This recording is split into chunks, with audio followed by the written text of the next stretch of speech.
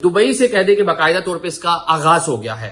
अब दुनिया की दीगर कई कंट्रीज दुबई में जिस तरह जिद्दत है, जिस तरह वो टेक्नोलॉजी है, जिस तरह वहां बिजनेस है, वो बिजनेस हब है और वो क्रिप्टो का भी बिजनेस हब एज ए खुद को प्रेजेंट कर रहा है। जिस तरह मैंने पहले कहा कि रियल एस्टेट हो, टेलीकॉम सेक्टर हो, वो ऑलरेडी वहां पे उसको एक्सेप्टेंस शुरू हो गई है। अब एयरलाइन इंडस्ट्री, अगर एमिरेट्स दुनिया की सबसे अव्वल की एयरलाइन है, वो भी उसको एक्सेप्ट कर रही है। दीगर की एयरलाइन जो वहीं से ऑपरेट हो रही है वो भी एक्सेप्ट करेंगी। फिर ये साथ साथ कह लें कि तरगीब मिलेगी जो दीगर दुनिया की कंट्रीज हैं, खासतौर जो जीसीसी कंट्रीज हैं, वहां भी एक तरकीब मिलेगी कि जनाब हम भी आगे, कतर भी शायद इसके ऊपर चल रहा हो, इत्तेहाद भी इसके ऊपर चल रहा हो।